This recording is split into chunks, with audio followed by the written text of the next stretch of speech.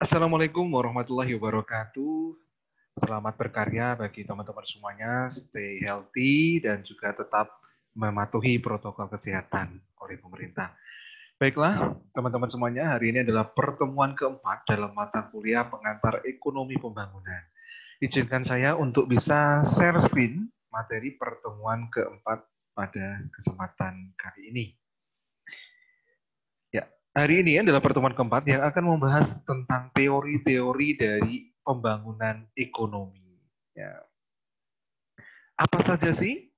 Ternyata bahwa sebanyak apapun informasi tentang pembangunan yang kita miliki, tidak akan membawa arti apa-apa tanpa pemahaman yang memadai atas hakikat paling mendasar yang terkandung di dalamnya. Jadi, mau informasi sebanyak apapun, kalau kita tidak bisa memahami secuil informasi itu, maka informasi itu hanya mengalir dan hilang begitu saja. Nah, itu intinya ya, itu dari Dennis Goulet, ya, The Cruel Choice. Berikutnya adalah perkembangan teori pembangunan ekonomi, ada tahapan linear, tahapan struktural, tahapan kontra revolusi neoklasik, dan juga teori baru pertumbuhan ekonomi. Tahapan linear merupakan pembangunan sebagai serangkaian tahapan pertumbuhan ekonomi yang berurutan. Artinya bahwa di situ ada rentetan dari pertumbuhan ekonomi. Berikutnya adalah perubahan struktural, di mana pembangunan sebagai proses perubahan struktural, revolusi ketergantungan internasional. Pada perubahan struktural ini, kalau tadi di tahapan linear itu terjadi di kisaran di tahun 50 hingga 60-an, untuk perubahan struktural itu terjadi di kisaran tahun 70-an. Berikutnya adalah kontra revolusi neoklasik, yaitu menekankan peran-peran bebas, peran dari pasar bebas, perekonomian terbuka, dan swastanisasi perusahaan milik pemerintah, campur tangan pemerintah mengakibatkan kegagalan pembangunan. Jadi kontra revolusi neoklasik ini muncul di tahun 80-an, bahwa disitulah mulai adanya pasar bebas mulai bertumbuh, berkembang, dan juga perekonomian terbuka mulai pesat di situ. Lalu berikutnya adalah teori baru pertumbuhan ekonomi, teori yang menjelaskan mengapa ada sebagian negara yang mampu berkembang begitu cepat, sedangkan yang lain mengalami stagnasi. Ya, jadi di periode 90-an kita akan mengenal, kalau mungkin dulu kalian di makro mengenal istilah adanya divergence dan convergence. Ya, kalau divergence itu malah justru semakin menjauh, lalu kalau convergence itu adalah negara dari berkembang itu semakin mendekati ke negara-negara maju. Ya. Di tahapan linear di tahun 50 hingga 60-an ada beberapa tokoh yang menjadi pelopor dari teori pembangunan ekonomi itu sendiri. Yang pertama adalah Rostow. Ya. Beliau merupakan ahli sejarawan dari ataupun sejarah ekonomi dari Amerika Serikat. Nah, tahap-tahap pertumbuhan ala Rostow dijelaskan bahwa perubahan dari keterbelakangan menuju kemajuan ekonomi dapat dijelaskan dalam suatu seri tahapan yang harus dilalui oleh negara. Jadi bagaimanapun yang namanya pertumbuhan itu merupakan hal yang adanya perubahan. Saat tumbuh dari 0 menuju 1, 1 menuju 2, 2 menuju 3. Nah, di situ ada perubahan. Perubahan itulah yang menjadi tolak ukur dari seri tahapan yang harus dilalui oleh suatu negara. Indonesia misalnya, ya kita pernah mengalami masa sulit, kita pernah mengalami masa kejayaan, kita juga mengalami masa bagaimana proses menuju kejayaan itu terjadi. Selain itu di tahapan linear ada tokoh-tokoh teori pembangunan ekonomi, yaitu Roy Harrod ya, dari ekonom Inggris, dan juga F.C. Domar ya, yaitu ekonom Rusia Amerika. Di mana beberapa model pertumbuhan yang paling terkenal adalah model pertumbuhan Harrod Domar ya, di mana menyatakan bahwa pertumbuhan ekonomi dapat dipercepat dengan mengandalkan peningkatan investasi dalam mekanisme perekonomian. Jadi dalam upaya meningkatkan itu, ya tadi menurut Harold Domar, ya, jadi itu teori Harold Domar itu terdiri dari pencetusnya adalah dua ekonom ya, ada Roy Harrod dan F.C. Domar, ya, di mana menyatakan bahwa pertumbuhan ekonomi dapat dipercepat dengan mengandalkan peningkatan investasi dalam mekanisme perekonomian. Jadi sampai saat ini pun investasi merupakan hal yang penting bagi negara, di mana bahwa suatu negara tanpa investasi itu ya tidak akan bisa berkembang secara optimal dalam pertumbuhan ekonominya. Walaupun investasi ya bisa didapat dari penanaman modal asing dan penanaman modal dalam negeri ataupun PMA dan PMDN. Berikutnya adalah tahap pertumbuhan Rostow, di mana tahap pertumbuhan ekonomi suatu negara menurut Rostow memiliki 4 ataupun 5 tahapan. Yang pertama adalah masyarakat tradisional. Ya. Jadi tahapan menuju masa konsumsi tinggi itu dimulai dari masyarakat tradisional. Umumnya masyarakat tradisional itu tidak mengenal dari sifat konsumsi yang sangat tinggi. Kita ambil contoh antara penggunaan perputaran uang di desa dan di kota ya pasti akan lebih besar di kota karena kegiatannya juga banyak di kota dibandingkan di desa untuk kegiatan ekonominya. Berikutnya adalah prasyarat untuk lepas landas. Jadi the precondition for take off ini maksudnya adalah bagaimana upaya suatu negara itu untuk bisa menuju suatu pertumbuhan perubahan ekonomi baru. Contohnya apa? Bahwa dulu di era pemerintahan Presiden Soekarno ya kita dikatakan seperti halnya masyarakat tradisional. Lalu prasyarat untuk lepas landas itu dimulai di Presiden Soeharto, di mana mulai adanya perubahan-perubahan fundamental dari segi ekonomi dan pembangunan infrastruktur.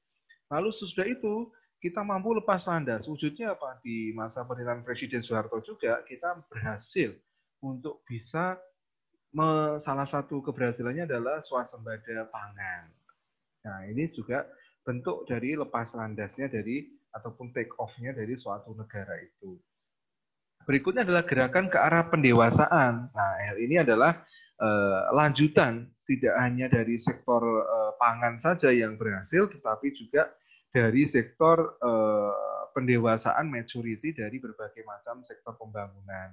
Contohnya mungkin saat itu Presiden Soeharto mencetuskan adanya Repelita, rencana pembangunan 5 tahun. Ini wujud bahwa pembangunan di masa saat ini dan masa mendatangnya dulu itu ya, itu sudah diprogram. Tetapi ya itu tadi, saat akan menuju ke masa konsumsi yang tinggi atau the age of high mass consumption, ya, di mana ternyata Presiden Soeharto belum mampu mencapai level itu. Di masa akhir pemerintahannya malah justru turun drastis, di mana perekonomian malah justru hancur. Nah, kalau dulu itu tetap bertahan, perekonomiannya bagus, sisi stabilitas ekonomi, sosial, budaya, politiknya bagus, maka Indonesia mungkin saat ini sudah hampir setara dengan katakanlah Chinese ataupun Cina ataupun negara-negara barat lainnya ya. Tetapi karena memang di Indonesia ini unik ya. Indonesia itu ada masa saat tinggi-tingginya, tapi juga ada masa saat terpuruk-terpuruknya. Nah, ini yang kita rasakan di Indonesia. Yang pertama adalah tahap pertumbuhan Rostow, di mana masyarakat tradisional di sini adalah adanya aktivitas ekonomi subsistem. Pertanian merupakan industri terpenting yang ada di negara tersebut. Nah, ini yang seperti halnya karakteristik masyarakat tradisional, satu, cara memproduksi yang primitif. Ini juga umumnya terjadi kan ya, jadi ibaratnya produksinya masih manual, tidak menggunakan alat ataupun mesin ataupun malah justru tidak menggunakan apapun, hanya menggunakan tangan saja. Tingkat produksi per kapita yang rendah ya, jadi produksinya terbilang rendah karena rumahan sehingga jumlah produksi yang dihasilkan juga rendah. Sebagian besar sumber daya digunakan untuk sektor pertanian ya. Kita dikenal sebagai negara agraris ya, artinya bahwa sektor pertanian harusnya bisa tumbuh dengan optimal. Nggak apa-apa, masyarakat tradisional memang lebih mementingkan sektor pertanian sebagai sektor unggulannya dibandingkan sektor industri. Berikutnya adalah struktur sosial bersifat hierarkis. Ya. Jadi ini yang kadang menjadi masalah juga. Jadi tidak karena faktor hierarki, jadi adanya atasan, lalu adanya pemangku kebijakan yang lebih penting. Ya. Sehingga apa? Yang paling bawah itu dirasa akan kurang dalam segi memanfaatkan ide kreasi yang mereka miliki. Lalu pusat kekuasaan politik ada pada pemilik tanah luas, yaitu tuan tanah. Ini biasanya kalau kalian sering melihat ya, yang memiliki sawah itu biasanya malah justru tidak menanam sawahnya sendiri, tetapi dipekerjakan oleh orang lain. Sistem bagi hasil dan lain sebagainya. Nah, itu karena apa ya, pusat kekuasaannya politik itu ada di pemilik tanah yang luas ya. Jadi pemilik tanah punya hak yang luar biasa, misalnya, oh kamu nggak usah saya kasih 50-50, tapi kamu karena cuma menggarap saja ya dikasih saja seperlunya saja. Nah, ini kendala karakteristik di masyarakat tradisional. Berikutnya adalah prasyarat untuk lepas landas, yaitu tahap transisi menuju pertumbuhan yang mempunyai kekuatan untuk terus berkembang. Nah, itu tadi saya contohkan di awal pemerintahannya Presiden Soeharto, bahwa karakteristiknya adalah terjadi transformasi sektor pertanian ke sektor lainnya. Jadi selain tadi yang sudah saya sebutkan di era pemerintahan Presiden Soeharto, di mana sektor pertanian juga unggul, ternyata sektor lainnya juga mulai dibangun. Ya, salah satunya adalah pembangunan infrastruktur, perdagangan, ya. Bangunan infrastruktur diwujudkan dalam apa? Diwujudkan dalam hal ya bahwa yang namanya jalan tol itu ya pertama kali dilakukan di era kepemerintahan Presiden Soeharto. Perdagangan internasional mulai dibuka dengan barat ya, ini karena memang Presiden Soeharto lebih cenderung ke barat. Perubahan penilaian masyarakat tidak berdasarkan keturunan ataupun spesialisasi. Jadi penilaian masyarakat itu ya memang umum ya, jadi tidak adanya intervensi tertentu.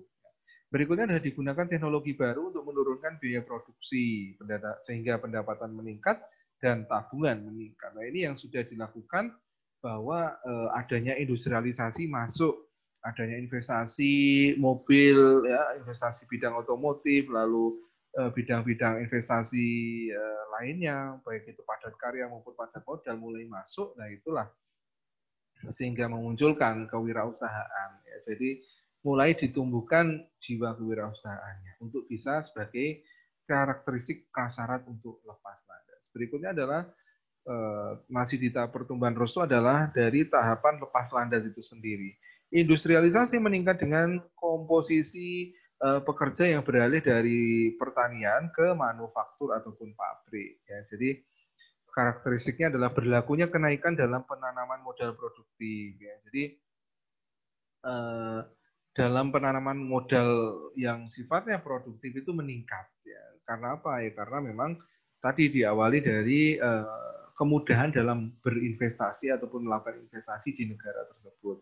Lalu berikutnya dalam munculnya atau satu atau dua sektor industri sebagai leading sektor. Ya. Jadi sektor apa yang nantinya menjadi sektor unggulan dari yang sebelumnya. Ya. Jadi misalnya saat ini sektor otomotif ya di Indonesia juga menjadi salah satu unggulannya. Ya. Selain digunakan di dalam negeri, juga bisa sumbangan ekspornya itu sangat luar biasa.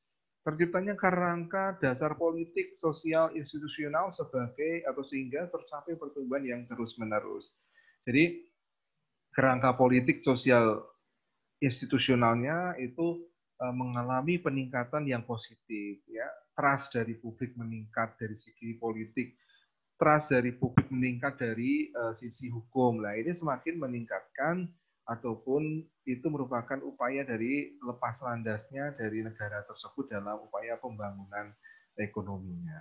Berikutnya adalah muncul lebih banyak golongan entrepreneur. Nah, saat ini juga banyak kan kalian sendiri sudah dibekali mulai di kampus adanya program kewirausahaan mahasiswa ya, PKM ataupun kreativitas mahasiswa lainnya ya.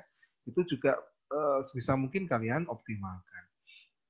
Berikutnya adalah gerakan ke arah pendewasaan. Jadi saat pertumbuhan menjadi bermacam-macam dengan dukungan inovasi teknologi. Jadi yang pertama karakteristiknya adalah masyarakat sudah secara efektif dan efisien menggunakan teknologi modern. Jadi saat ini misalnya ini merupakan gerakan ke arah pendewasaan ya, karena apa? Di era 4.0 yang merupakan era digitalisasi ya, di mana semuanya itu menggunakan sistem berbasis online, inovasi teknologi ya, masyarakat secara efektif dan efisien menggunakan teknologi modern. Struktur dan keahlian tenaga kerja menjadi sangat penting. Jadi kalau dulu pekerja hanya modal otot, saat ini pekerja tidak hanya modal otot, tetapi juga modal otak itu sendiri. Sifat kepemimpinan, pengusaha merangkap pemilik digantikan menjadi manajer profesional. Jadi saat ini kebanyakan saat saya memiliki usaha, tidak akan saya jalankan sendiri, tetapi saya meng-hire ataupun merekrut dari orang-orang profesional sebagai manajer saya dalam hal pengelolaan usaha saya. Ya, itu wujud perubahan mindset dari arah pendewasaan. Berikutnya adalah muncul kritik terhadap industrialisasi, di mana isu lingkungan itu menjadi mengemuka ya. Jadi karena efek dari pendewasaan itu, industrialisasi yang semakin menggurita, maka efek yang ditimbulkan apa? Ya, setiap industrialisasi itu memunculkan limbah. Kadang limbah inilah yang menjadi masalah utama dari suatu proses industri dalam upaya meningkatkan pertumbuhan ekonomi. Ya. Berikutnya adalah masa konsumsi tinggi, di mana roda ekonomi berjalan dengan sendirinya dalam ekonomi yang sudah mapan, sehingga membangun taraf hidup penduduk ke arah yang serba lebih baik. Karakteristiknya, memperbesar kekuasaan pengaruh ke luar negeri, ya, menciptakan suatu welfare state, ya. Jadi istilahnya apa? Kita bermainnya sudah tidak di level dalam negeri, tapi level luar negeri. Ya. Contohnya apa? Bahwa Indonesia juga berupaya masuk ke dalam sebagai anggota Dewan Keamanan PBB. Nah, itu wujud bahwa pertumbuhannya itu semakin tinggi dari pembangunan ekonomi dan pembangunan lainnya, sehingga Indonesia ingin menjadi leader dalam dunia, katakanlah seperti itu. Ingin menancapkan taringnya di dunia, menciptakan suatu welfare state, ya, kesejahteraan yang memang menjadi suatu tujuannya. Jadi tidak hanya mengejar bagaimana cara dia mendapatkan hasilnya, tetapi juga keberlanjutan agar bisa mensejahterakan. Contohnya ya, kalian dapat uang saat ini 1 juta, tentu akan lebih senang kan kalau kalian dapat 1 jutanya itu tiap bulan. Nah, itu kan artinya kesinambungan dari pendapatan sehingga menciptakan welfare state. Mempertinggi tingkat konsumsi per kapita sehingga banyak tersedia barang tersier. Jadi sebetulnya di Indonesia ini juga orang luar negeri cukup bingung ya dengan apa yang dialami Indonesia. Indonesia itu negara maju atau enggak sih gitu kan ya? Kenapa kok dikatakan mereka bingung kok negara maju? Karena nyatanya di jalanan itu banyak barang-barang mewah bermunculan. Misalnya ada Ferrari, Lamborghini dan Porsche sendiri. Lalu fashionnya juga luar biasa ya kan? Tapi Indonesia ini kok dikatakan negara berpenghasilan menengah gitu kan ya. Nah ini benar nggak sih? Nah seperti itu. Artinya apa? Bahwa sebetulnya memang sebagian dari kita juga memiliki tingkat hidup yang lebih tinggi dan memang mencerminkan dari gaya hidup ataupun tingkat kehidupan dari negara maju sebetulnya. Seperti itu. Kritik terhadap pertumbuhan Rosto dikemukakan oleh Simon Kuznets ya, di mana merupakan ekonom Rusia Amerika, penerima Nobel pada tahun 70 ya. Perbedaan di antara berbagai tahap itu sangat kabur. Tidak jelasnya ruang lingkup di mana teori itu berlaku. Terbatasnya ciri-ciri dari teori Rostow yang dapat diselidiki secara empiris. Kuznets meragukan perlunya membedakan tahap lepas landas dengan tahap sebelum dan sesudahnya. Jadi memang teori Rostow itu sendiri, yang namanya ekonom itu tadi yang sudah saya sampaikan, kemarin kita belajar paradigma. Ya. Tergantung sejauh mana kita bisa memahami, sudut pandang mana kita bisa melihatnya. Ya. Berikutnya adalah teori pembangunan Lewis, ya.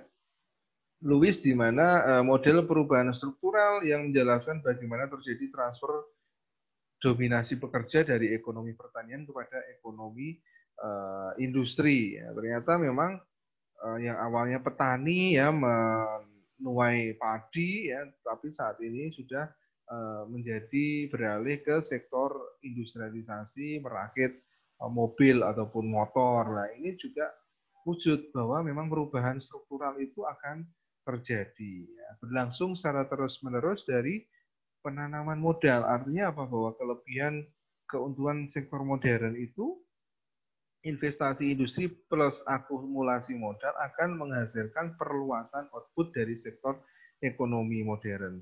Lalu dari adanya perluasan output itu akan membuat peralihan tenaga kerja ke sektor modern. Ibaratnya apa? Bahwa ini yang umumnya terjadi arus urbanisasi dari desa ke kota, ya, bahwa memang nyatanya saat di kota itu ada suatu pembangunan yang luar biasa seperti halnya gula, di situ akan menarik semutnya. Ya. Semutnya di sini adalah dari bagaimana industrialisasi di kota itu sangat tinggi sekali, gajinya besar, ya, lalu potensi untuk bisa diterima juga besar, sehingga apa? Orang-orang yang awalnya memang petani itu pun beralih ke sektor industri. Saat ini wujudnya banyak, ya.